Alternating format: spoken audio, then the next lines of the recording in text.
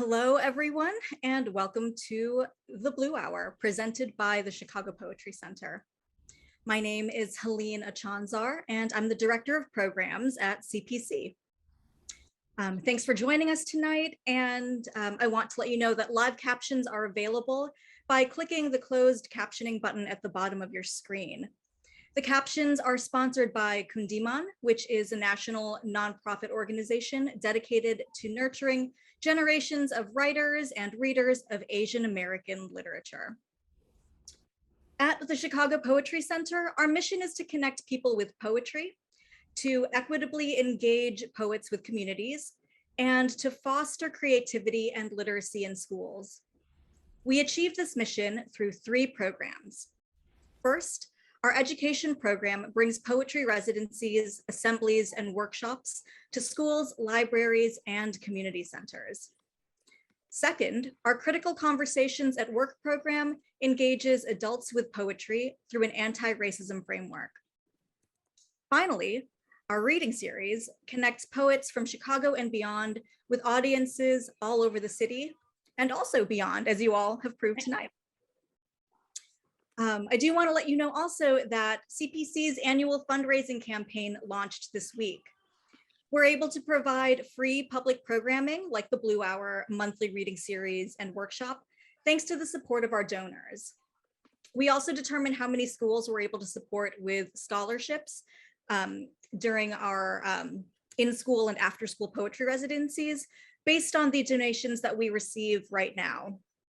So all donors receive an invitation to our annual celebration of poets and poetry called No Love for Love.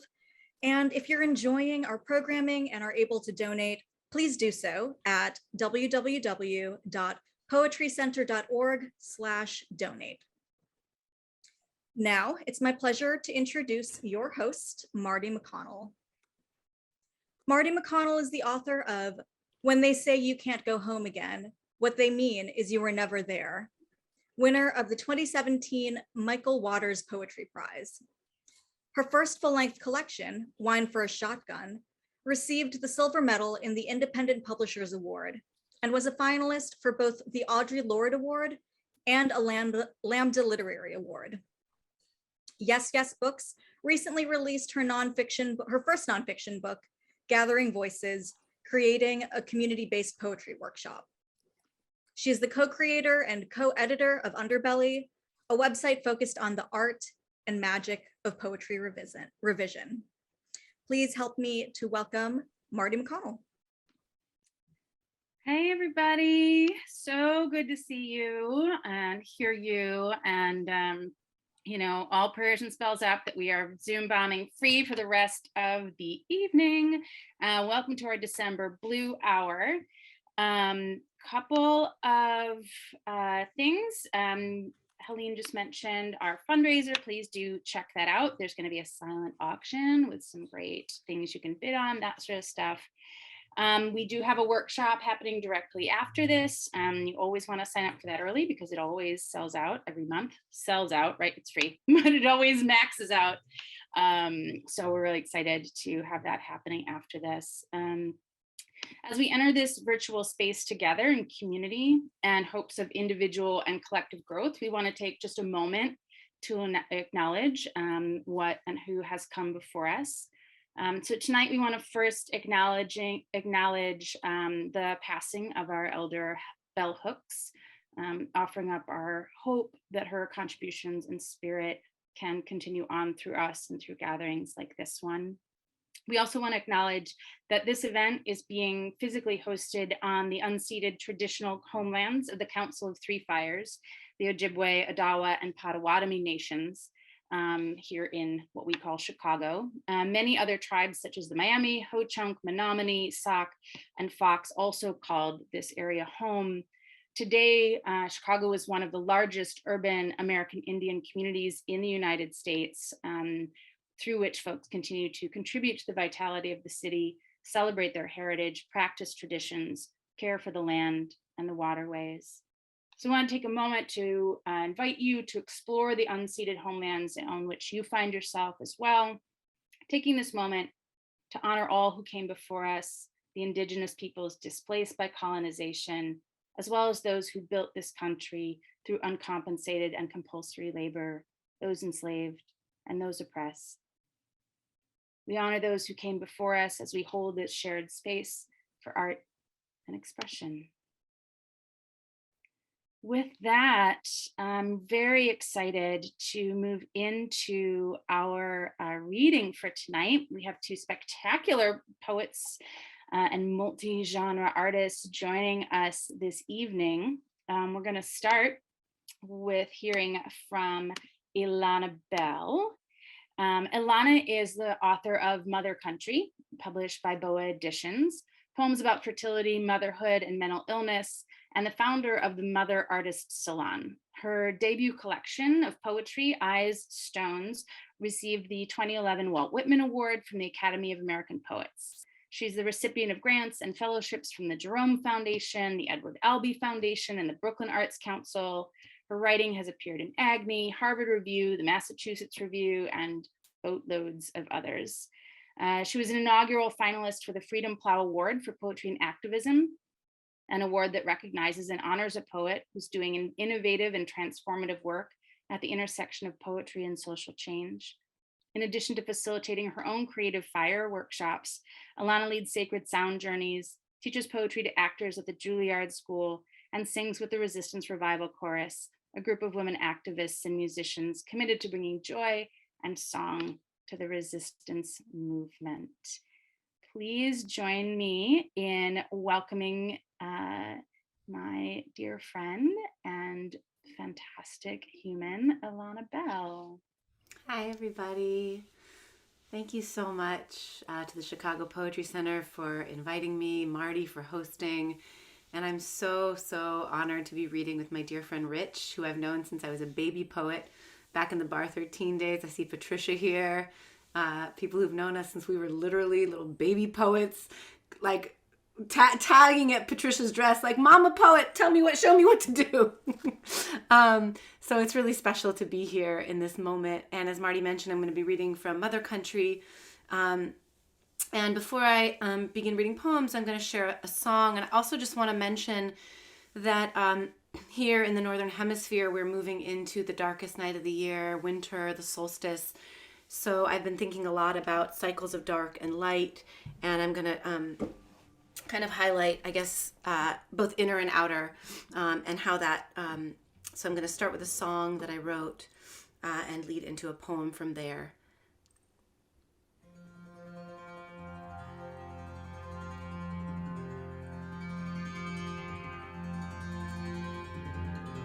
You can make it sweet again.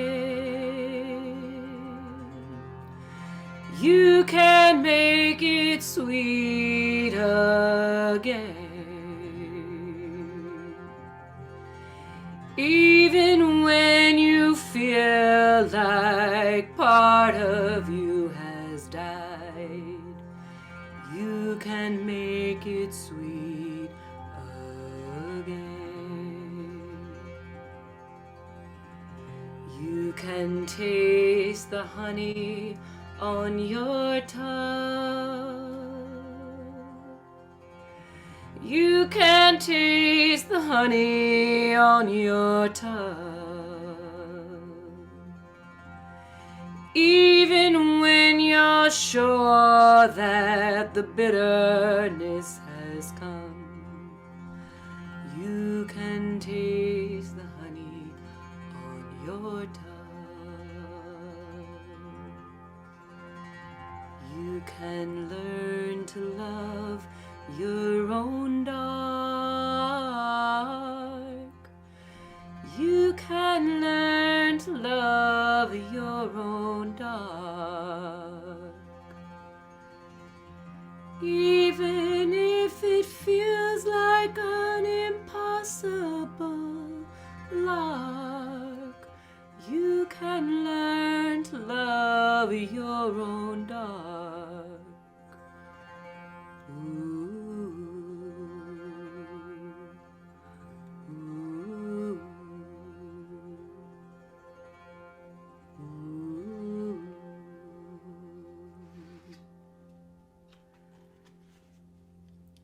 miracle. What else to call the way the bare branches I'd bought at the neighborhood bodega came back to life that winter? I carried them home, dry, wrapped in paper, stuck them in the square vase, and as an afterthought filled it with water. I don't know when I noticed the pale pink shoots sprouting from the submerged ends, wild, reaching roots like ginseng or the hair on an old woman's chin. Then tiny green leaves began to appear at the tips, curling over themselves with the sheer effort of growing. I thought they were dead. And now I recall being in the grip of a darkness I did not have a name for and didn't think I'd survive. I could try to describe it for you now. The nights I woke with my pulse pounding through, the heaviness of each breath, how the effort of being inside my body felt like burning. What I really want to tell you is this. How in the parch of that long drought, the people I loved kept bringing me water. Water, though I turned my back and did not answer to my name, though I flung the cup away. Let me say it plain. I wanted to die. But something in me, some tiny bulb still alive under all that rotted wood, kept drinking, kept right on drinking.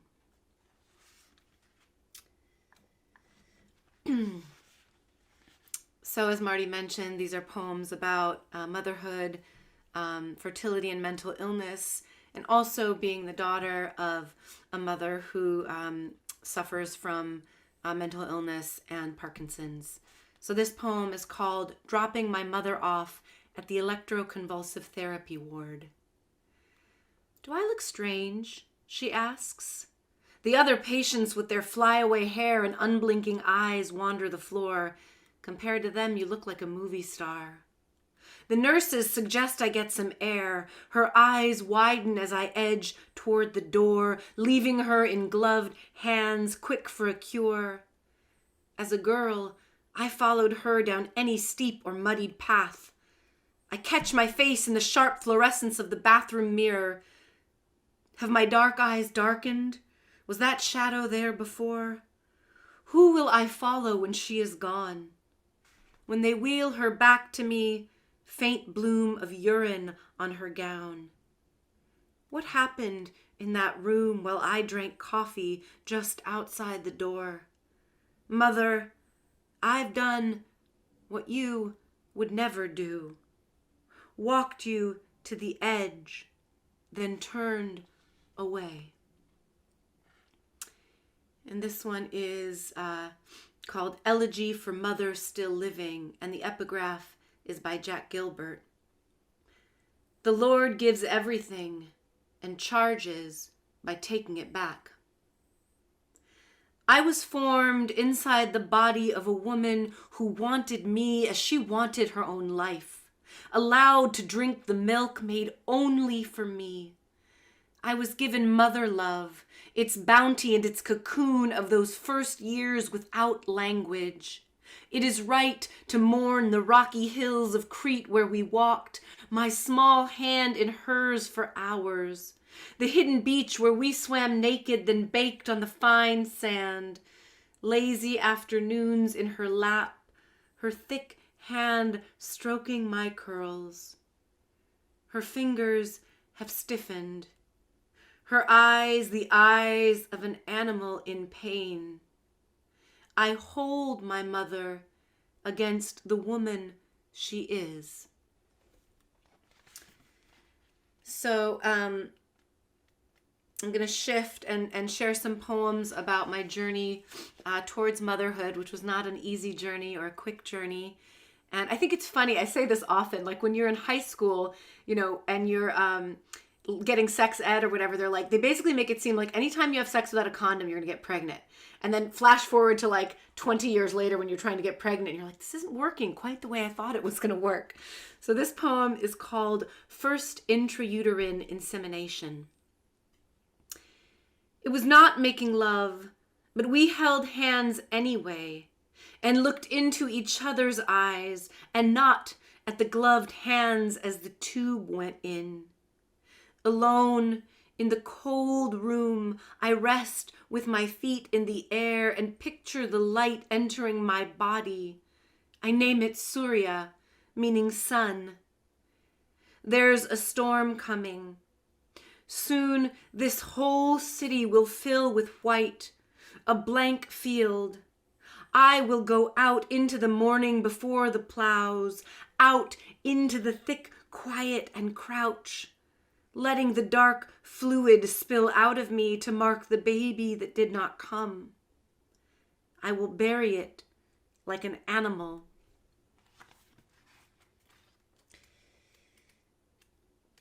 After the dilation and curettage, I float on my back in the black ocean under a black sky, my limbs held by the salted water, the only light coming from the naked stars above my head.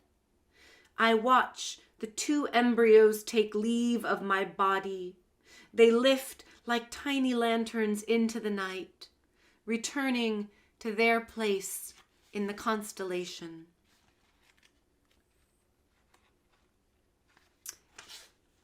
Letter to my son in utero. You are not the first. Before you, another seed took hold, and every morning your father rubbed my belly to wonder at what she would become. When the doctor said no heartbeat, the air went out of me. My dead baby, I thought. They would not call it that. Embryo, embryo, embryo, they said, a padded word meant to keep me from what I knew. Something had lived in me its whole small life and was gone. Forgive me for loving another before you. Forgive me also the weight of my love for you, already heavy with death. Forgive me. I am a Jew. In the middle of the celebration, I always smash the glass. I'm going to read 2 more poems. By the way, my son is alive and well. There is a happy ending to this journey. And this was my invocation for him. Invocation for my unborn. Little bird, little invisible, do you feel the pull of my silent song? Little bird, little beating heart, I cup my hands to make a world for you. Come, come, little one. Yes, I call for you out loud without shame. Again, I open to the tide of tiny swimmers and pray one reaches center. I've made my heart into a bowl for you, hungry teacher, little grower from between the worlds. I call you with all my breath and muscle, with this body made to fill with you. I call you from my tunneled center, my millions of eggs, any of which could be you. Call with my blood river, my throat and fat hands, with cooking spoon and iron pan. Little one, little bird, I feed with my mouth, particle grown from seed, treasure, little mystery, little all the names I do not know, little you I cannot find in all my folds, little second heartbeat I swear I hear when I stand at the shore. Little all the names I've named you in my second tongue, and all your names mean light. Little stranger, greedy bee, your absent wings tickle my womb. Little rib formed from my rib, little sexless fish in dark waters, little anchor tossed from the wooden boat of our loving. Little poem I do not have the words for, little incantation, come, come through the sea that knows your names, through black night with its stars for eyes, through the wind and all its directions. Let it blow you home. I'll stop there. Thank you so much. Folks, feel free to unmute and applaud. Thank you so much, Elana. So gorgeous. I wish I you'd literally never just started stop. crying. Amazing. I just, wow, that was so beautiful. You know, my own mother said she had a miscarriage, and you know, she didn't tell me in this till 2 years later.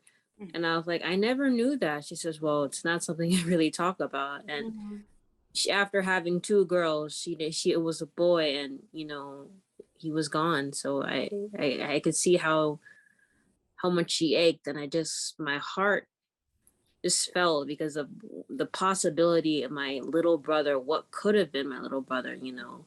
I never got to know him, but she held him so dear, and now it just, you did so, it was so beautiful to hear this, honestly. Thank you. Yay. Thank you Thank you so so much. much. All right, transitioning to our second reader for tonight. Rich Villar is a poet, educator, and curator originally from Paterson, New Jersey. He's the author of Comprehending Forever, published by Willow Books, and his poems are anthologized most recently in What Saves Us, Poems of Empathy and Outrage in the Age of Trump, and the Breakbeat Poets Volume 4, Latinx. He was a 2020 New Jersey State Arts Council Fellow and is a mentor and program coordinator for the NYU Prison Education Program. Please join me in giving a big Blue Hour welcome to my friend and spectacular writer, Rich Villar. Bueno, mi gente, how are you? Good evening. I'm very glad to be with you all. I'm glad to be writing again and in creative spaces again. It's a very, very strange couple of years in this time in history. I can't even put complete words to it. But I just wanted to read a few things to kind of give you a little introduction into the things that move me and what's been moving me lately.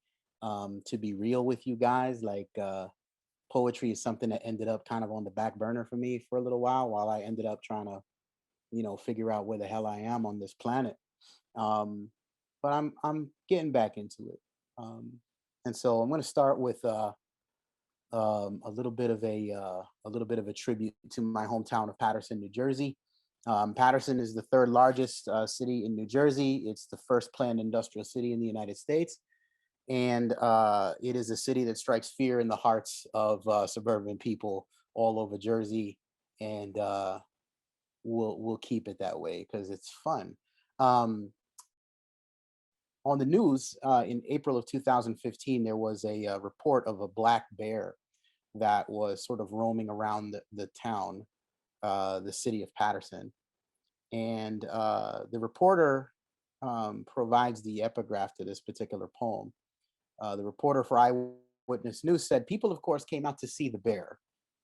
Surprised, of course, to see one in Paterson, of all places," which I think calls back to the land invocation Marty so eloquently put forward.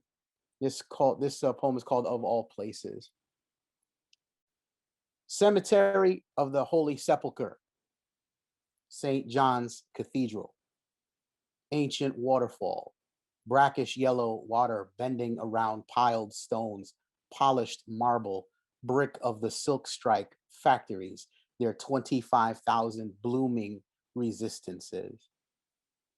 Listen, if you want to fly over 21st Avenue on the back of a turtle, you owe a debt to Doña Rosa, the Colombiana mayor of the block. Don't bother unless your hands are rough from work drawing sweat, preferably the way your father broke basement floors in July to thrust his hands down a sewer pipe because Luis on the 5th floor threw a number one daddy t-shirt down the toilet and made black water bubble back into everyone else's dinner dishes.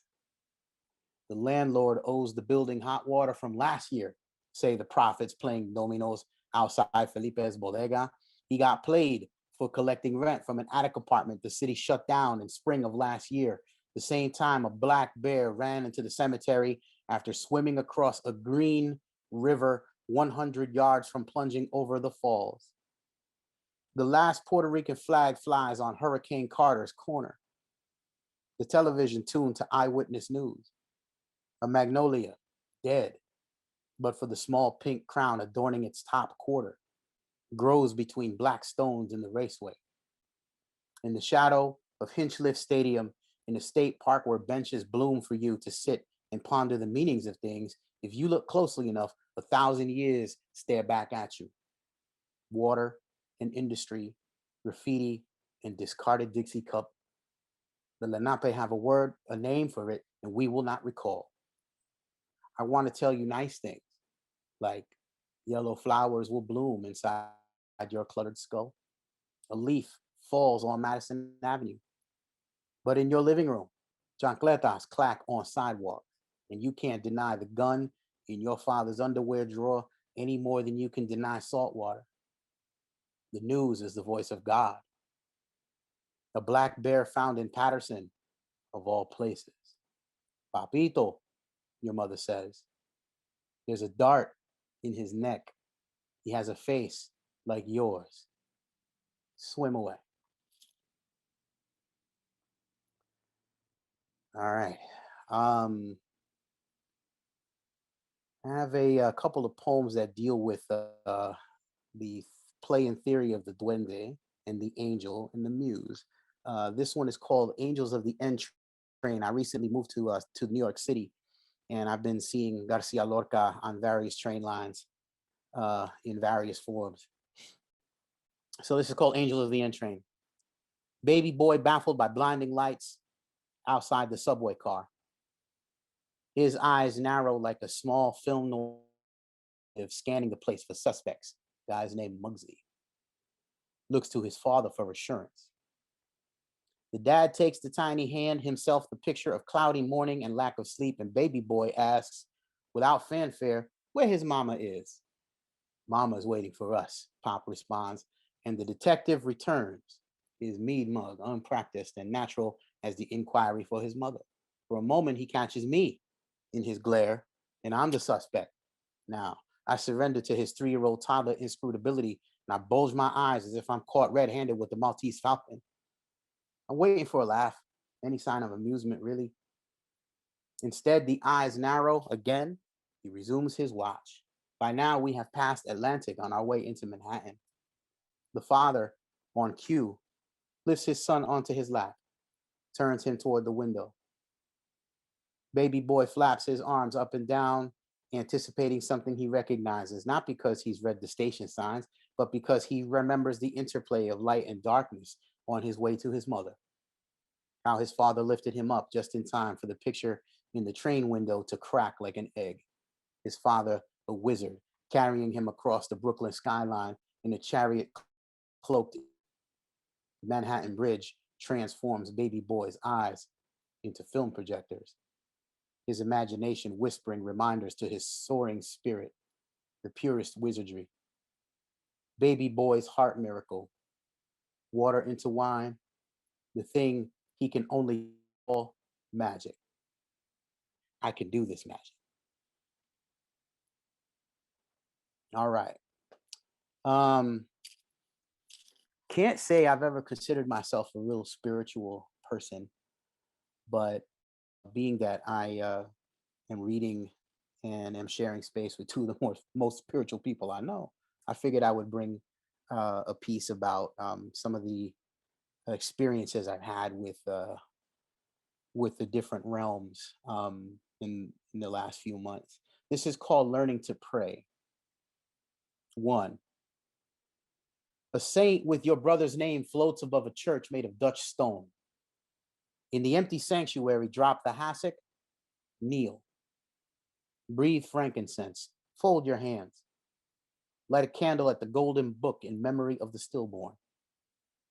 A plant with yellow spots grows taller with every forgiveness. 2. On a southbound bus, you close your eyes to listen. The motor's deep hum, creak of an old air, cold air pushing back against the window. You are ecstatic union. You are James Ingram singing, I don't have the heart to hurt you. Your sister is here.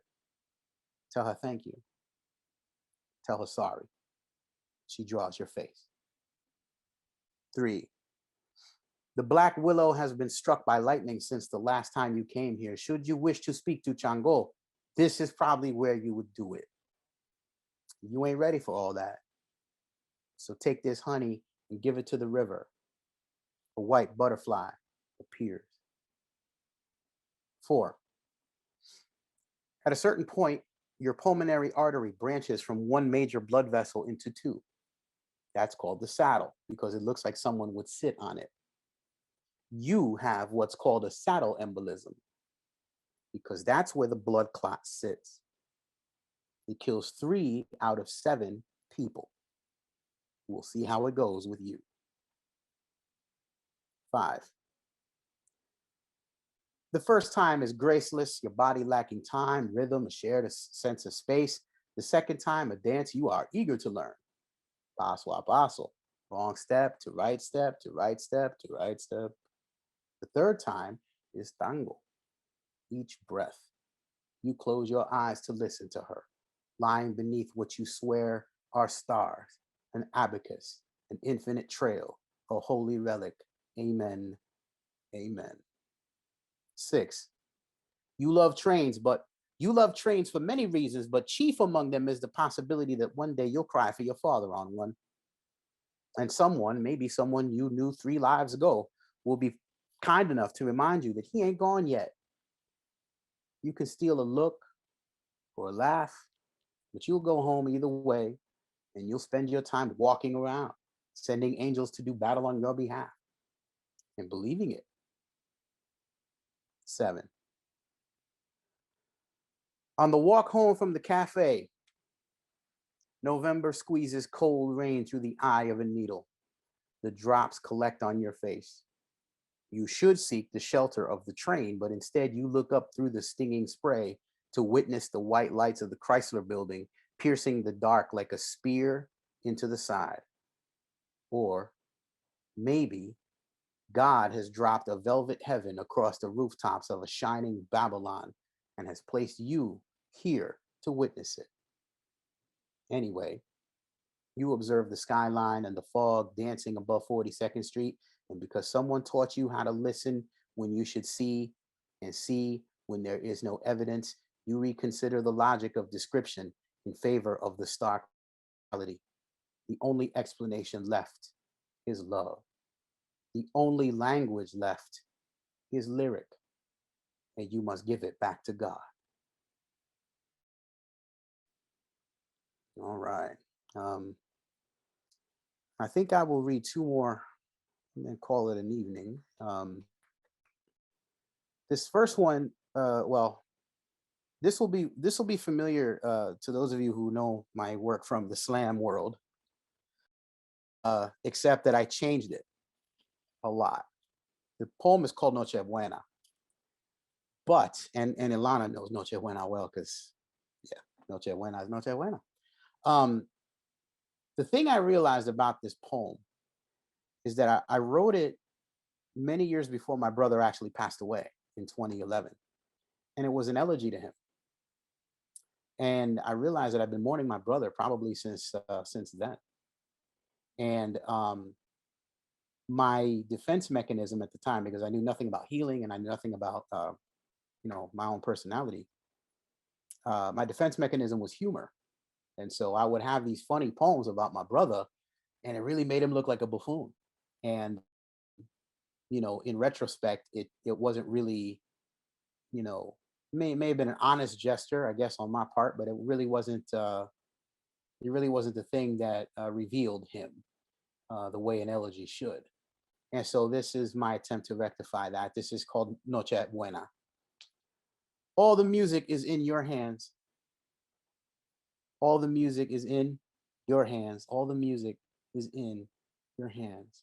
All the music is in your hands, improvised on dry gourd or slapping across the drum our father stretched into existence. All the music is in your hands, a gourd, grooves and scratches, cracks and sweat, improvised rhythm. All the music is in your hands, improvised rhythm, scratched across a gourd, afro, a black fist, anyway, revolutionary insistencia inside the house on Buffalo Avenue. All the music is in your hands, insistence, scratched across a gourd, afro picks and jibaros in this cold northern city, pickle jars for congas, your clubbed fingers. Memories swept in snowdrift stay piled by the door. Papi said, don't answer the bell when I'm not here. We are strangers here. We are kin. On this night, there is neither suburb nor city, only dress shoes and pernil kitchen steam frosting the window. We write our names there. All the music is in your hand. El Jibarito de Lares on 33. Scratches in the record, and no one knows better. This was years before we found you asleep on the bathroom tile, a fist trying to pound its way out of your skull. I'm standing now in a manicured boneyard.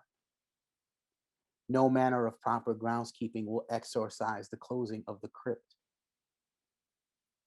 All the music is in your hands. 2 a.m. sopong on Noche Buena, and Uncle Johnny and Uncle Junior are trading decimas and Winstons on the back porch. Snow and 30 degrees be damned. All the music is in my hand. Mom's pasteles ground out 15 deep in the kitchen. Tradiciones kept alive. Congas that keep my father alive. The guido scratching in my sleep, keeping you alive the way we wished we could that night at the kitchen table. All right. So I'm going to end with something like a love poem. I say something like a love poem because I have no idea exactly what it is, but it was inspired by a very difficult experience that was brought upon by love.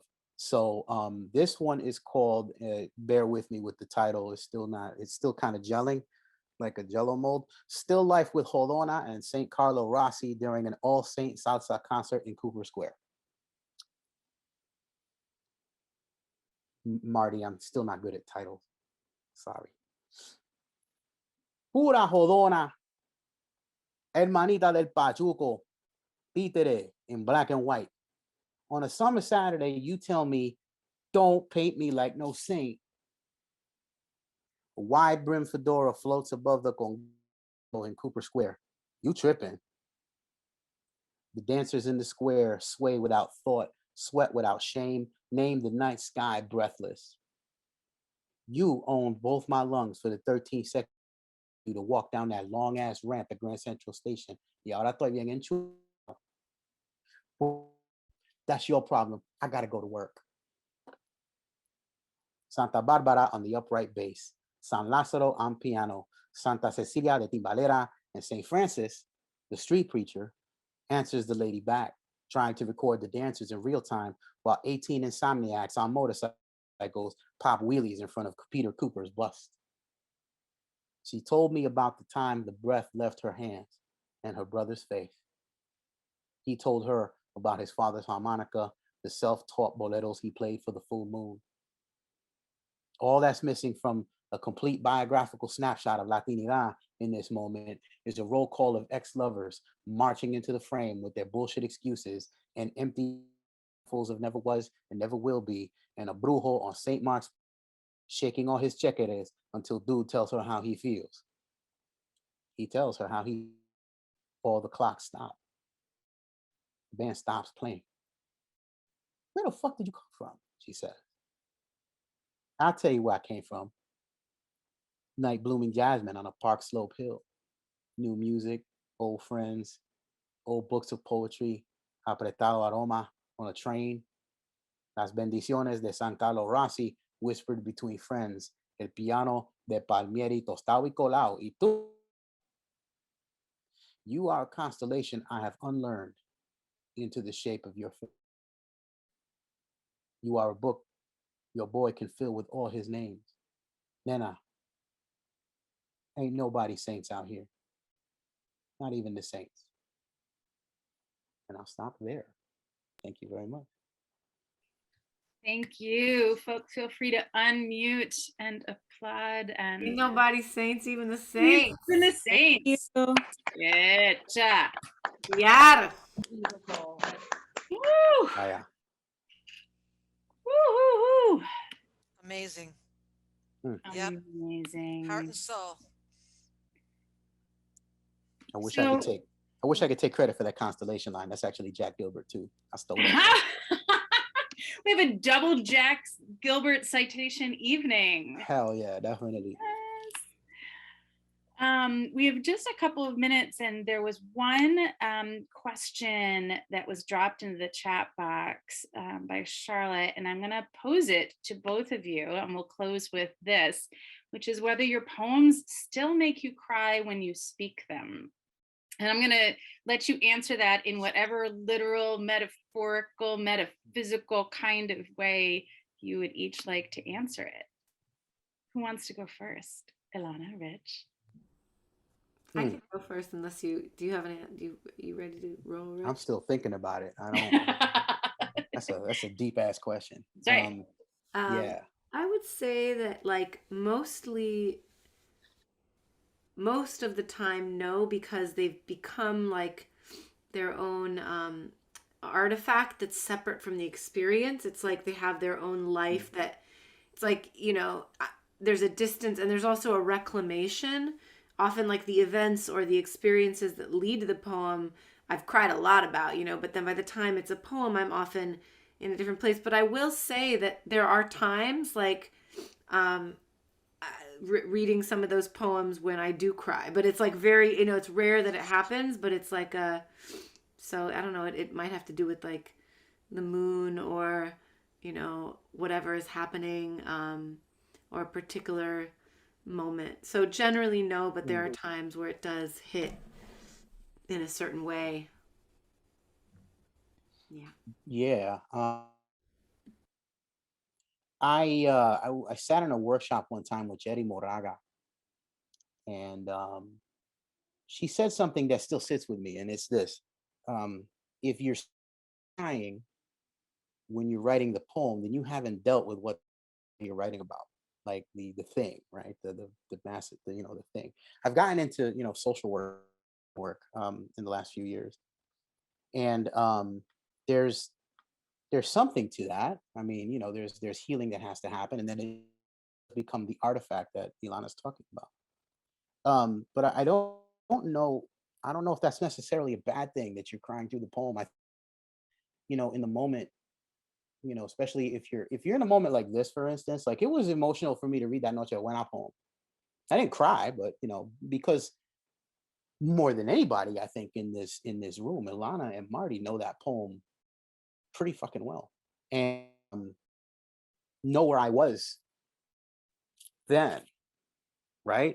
And so like here I am now with these things in a very different manner, and my brother's been dead for 10 years, right? But I'm still reckoning with what he meant in my life, and what reaction I had to his impact. And so I think there's still going to be times when I'm crying through that poem, and that's all right too. um you know, I think that, yeah, sometimes you're just in the moment, especially in performance, right? So um I'll probably end up crying through one of these poems. Uh maybe y'all will be there when it happens, and you can go back and tell you that you saw and cry and shit. That's a beautiful thing. I don't know. I haven't experienced it lately. I did a couple of times, especially when I was a bar 13, but not lately, I have to say. So maybe it'll happen again. Thank you. Well, thank you all so much for being here. A big, big, big dose of gratitude to Elana and Rich for being with us tonight, and for everything that they shared with us. Some of you I will see in a different Zoom room in about 10 minutes for the generative workshop portion of our Blue Hour night. I will, a couple quick things. Number one, our next reading and workshop will be January 19th. That will be featuring Andy Sia and Matthew Olsman. It's gonna be awesome. And just a quick plug again for our Chicago Poetry Center fundraiser. I'm scrolling back to get the link to it, but you can go to the Chicago Poetry Center website. It's just poetrycenter.org and /donate, and you'll get to that. That's it. Thank you all so much. Hope to see you in January. Be safe, be warm, be brilliant. See you all soon. Thank you, everybody. Bye. Thank you. Buy the books if you love them. Buy the books. I put in the chat box links to Elana's books, which I don't know if we can we still get yours? You'll have to ask the good people at Willow Books. Great. Let's just do a campaign to Willow Books to make sure the book's still available. Great. Yep. Comprehending forever. Comprehending forever. Comprehending Yes. forever. Thank you, Patrick. Thank All right. you. Have a good one. Bye now. Bye all. See you soon. Thank everybody.